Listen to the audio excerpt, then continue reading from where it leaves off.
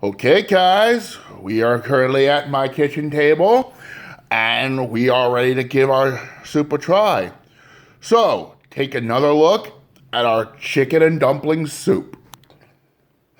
Wow, that looks absolutely delicious. Okay, so let me put you guys down. Wow. All right. Yes. Okay, take a swig of water first.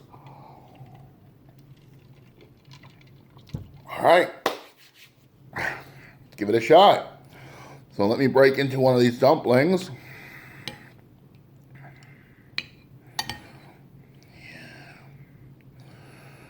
Grab some chicken, vegetables.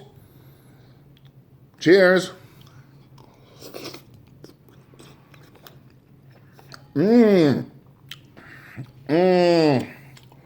The chicken actually tastes really good. The dumplings are soft. Take one more time, try the dumpling.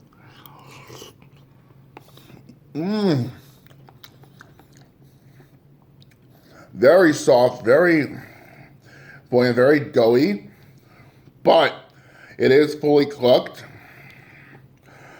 The soup is actually really good, especially with the vegetables tasting like the chicken.